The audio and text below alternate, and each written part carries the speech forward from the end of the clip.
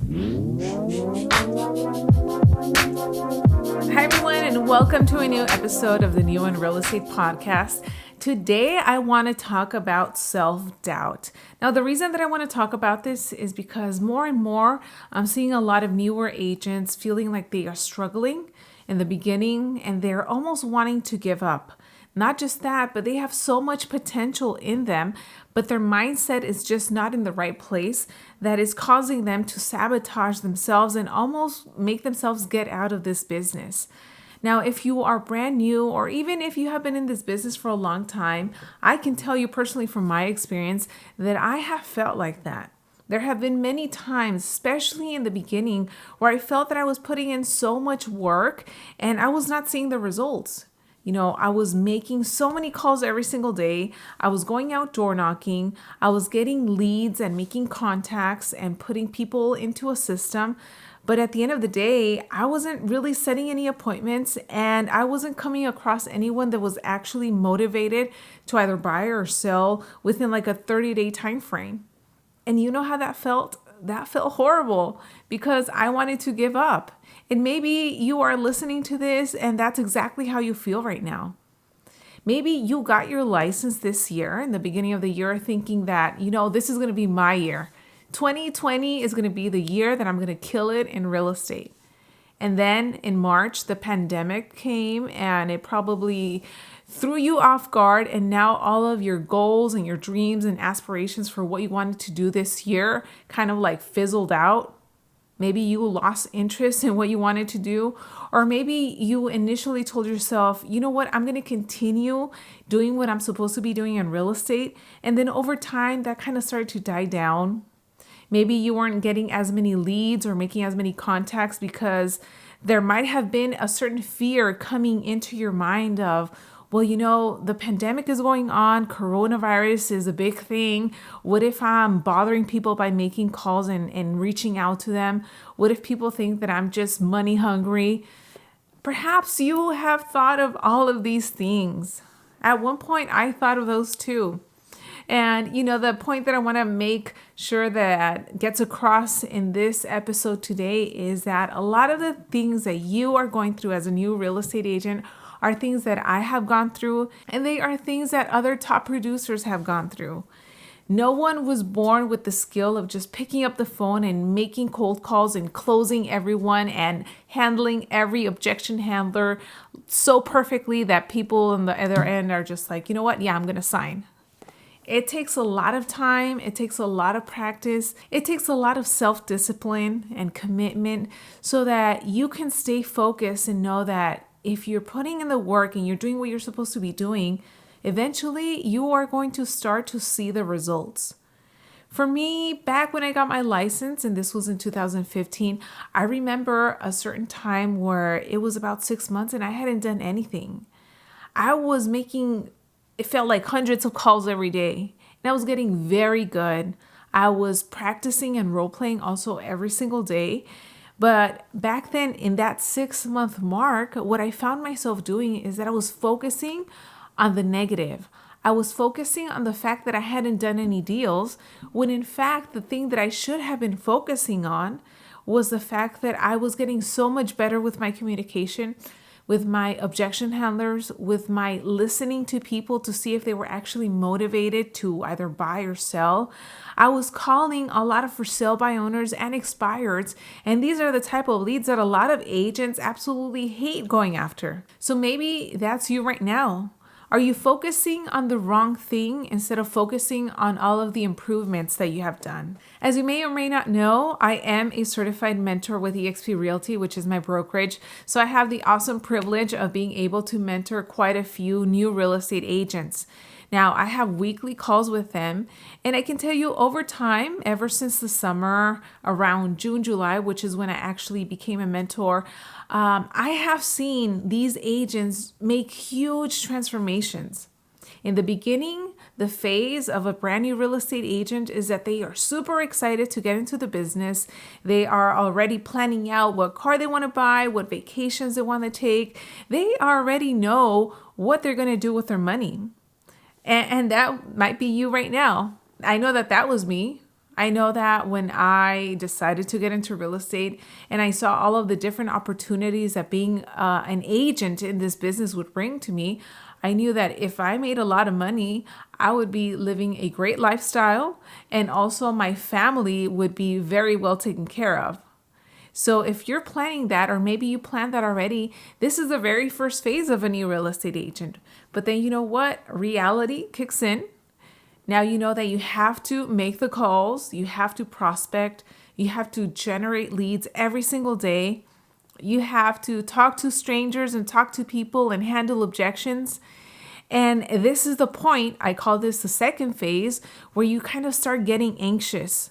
Like, oh my gosh, I'm making all these calls, but I'm not really seeing any results. Why is no one wanting to buy or sell with me? I need to make a deal happen. And this is a feeling that a lot of us don't like, and we have probably all been there. So going back to me and my experience in those 6 months of putting in so much work and then focusing on the negative, once I took a step back and actually realized that I was focusing on the wrong thing, and I changed my mindset to think and to focus on the positive things and what I have improved on, I'm not kidding you, it was within like 2 or 3 weeks that I started to convert some of the leads that I have been putting in my database.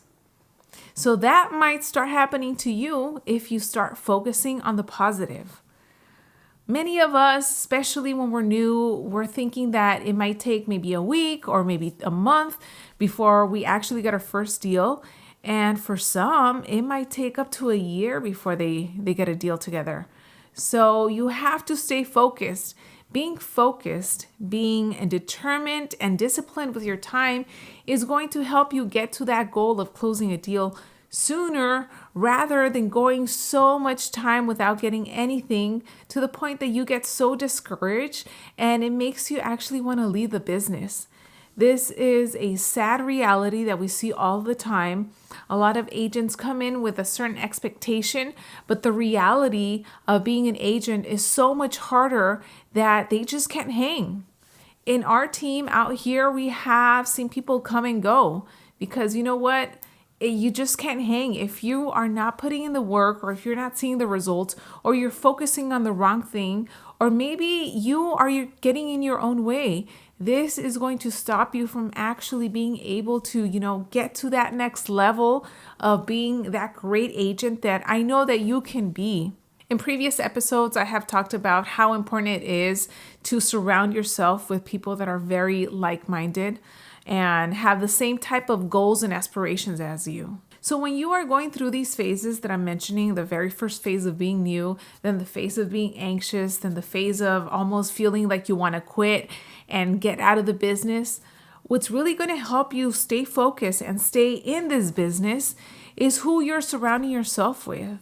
Who are you talking to? Are they supporting you? Are they motivating you? Because if not, these people are probably going to start telling you things like maybe you should just get a real job.